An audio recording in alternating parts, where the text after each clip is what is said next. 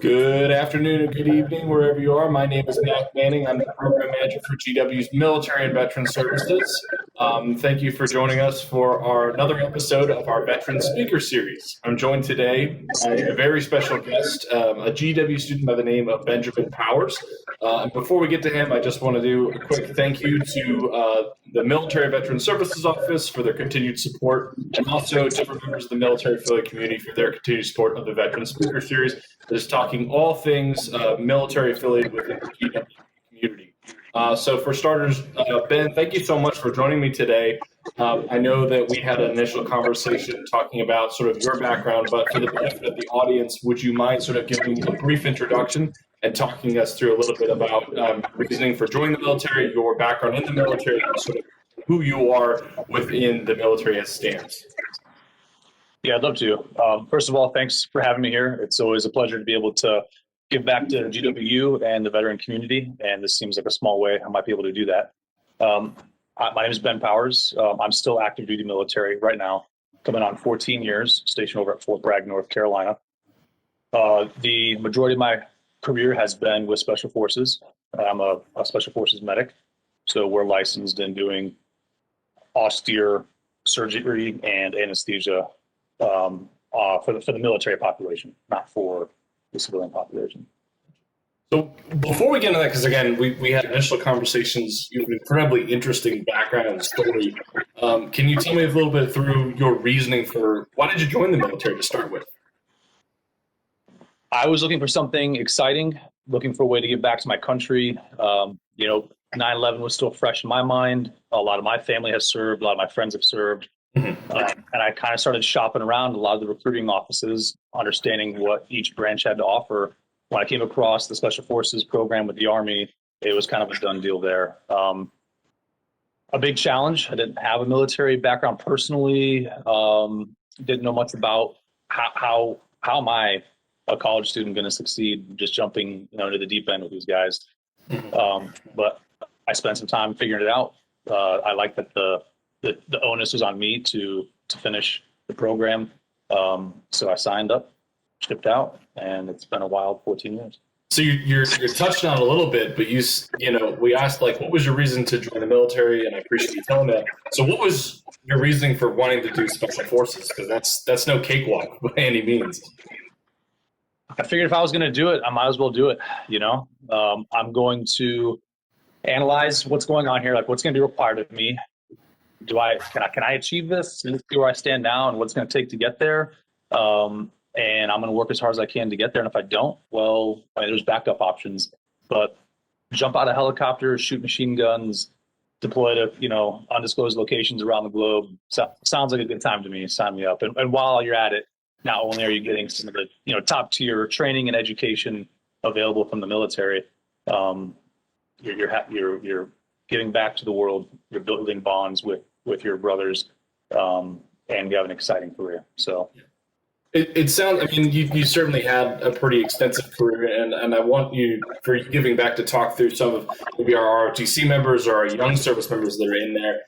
But if you can tell me a little bit about what impact not only being a service member has had on you, but also being a Special Forces service member has had on you, both professionally and personally, I would really appreciate some insight for that. My career and the experiences I've had, and it's a common experience for everybody, serving in the Special Forces Regiment. You get this unparalleled pedigree of leadership, problem solving, communication, ability to work under stress and high pressure, and getting down and working on it tangibly with your hands is different than studying it and practicing it. And so I think that was an amazing experience for me coming through here that I'm very thankful to have had the opportunity to get. Awesome. So what led you to GW, and most notably, currently you're in the School of Medicine, is that correct?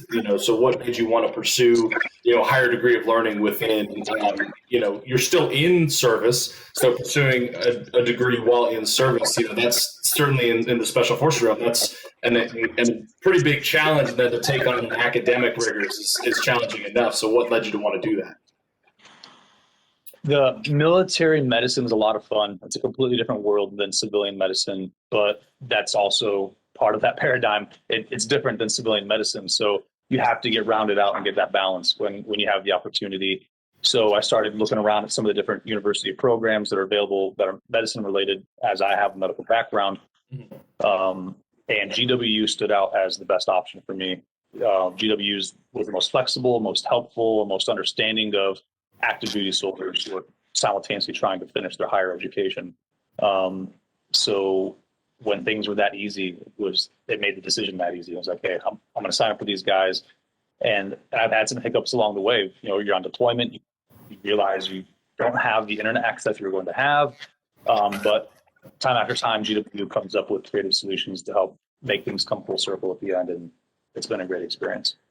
Absolutely. So, going back to sort of the special forces realm, what advice would you give to, because we talked about it's no cakewalk, and it's certainly a very big decision and an important decision to make if you want to go down that pathway. What advice would you give sort of young service members or individuals that are thinking about joining the service primarily because they want to go that special forces, Navy SEAL, Marine Corps recon kind of route?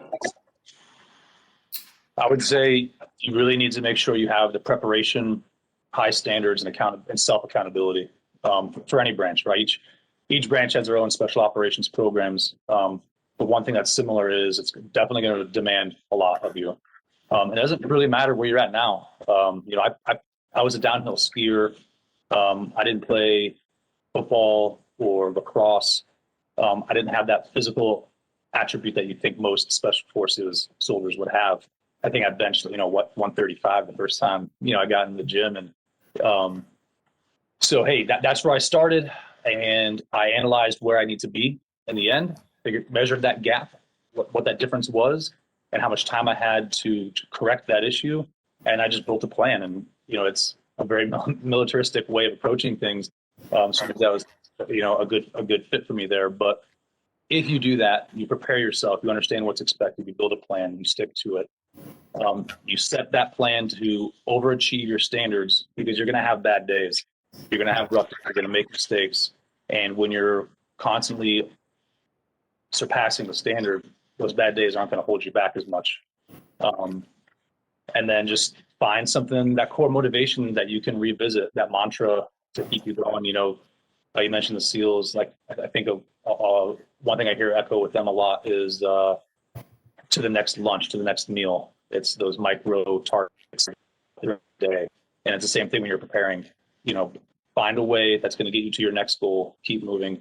And if you achieve those goals that you set for yourself, you're probably going to do well. And if you don't achieve those goals, well, then that's a self-assessment for you that maybe there's a different line of work that you'd be better suited for. I was a football player, and I can tell you, I don't know if I had the mental strength to do special forces. So there's definitely whether you can bench 135 or not, there is a mental strength that you're going to have to want to take that leap. And, individuals like you definitely have it. So I do want to touch something, and you can talk about it as much or little as you want, but a 13+ year career, within the confines of special forces is going to take its toll on anybody, whether that be physically, mentally. I mean, you're always in a high stress environment. Can you talk a little bit about if you would do it over again, if there's some things that, you're going to be carrying with you for a lot longer, want to touch on that? I would definitely do it again. There's no other experience like it. And it's hard to put it in words sometimes, but it is a unique experience that nothing else can replicate. And so I'm very serious and very humbled by that leadership pedigree that the Special Forces brings, Special Operations in any branch brings to those service members. You are challenged in every capacity until and often you break. And then year after year, you build on that, build more resiliency, build better skills. And so, yes, I would do it again. And the things I'm going to carry with me,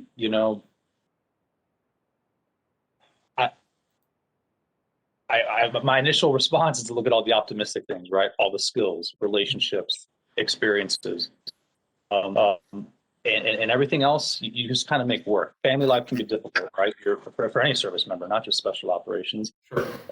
You find ways to work around that. And as I look back at closing that career in the near future, all I see are good things that I'm bringing forward.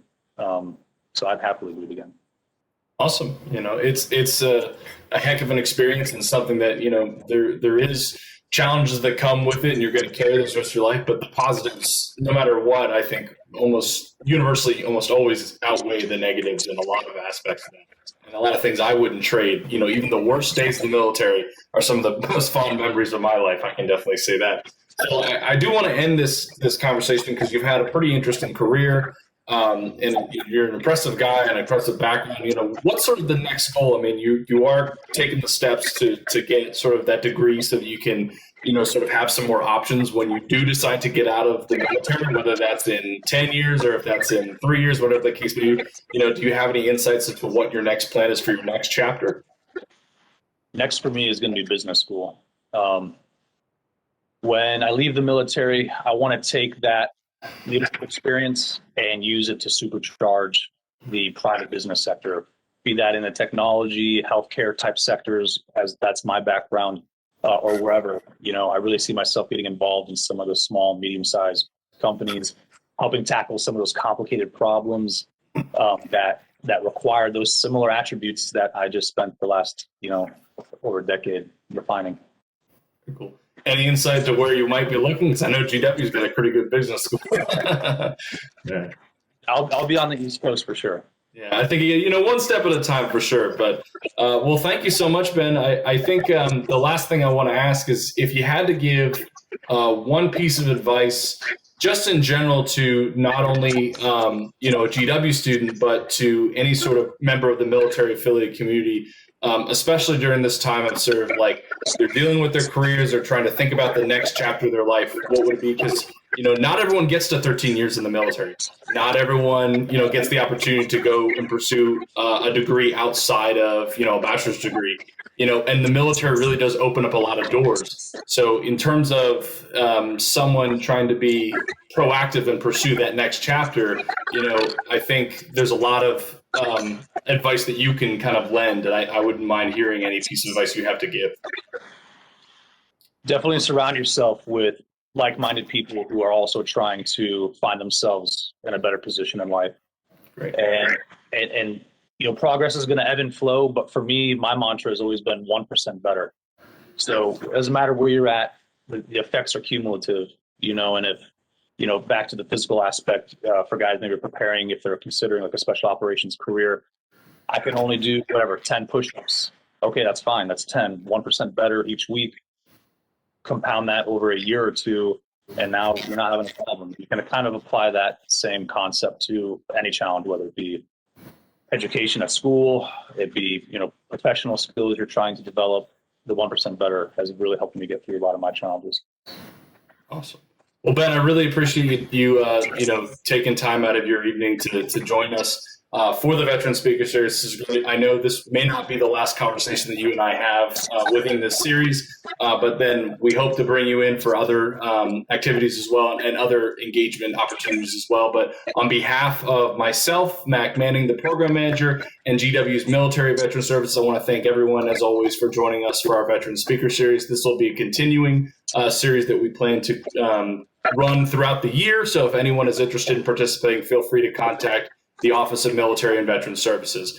Mac Manning signing out.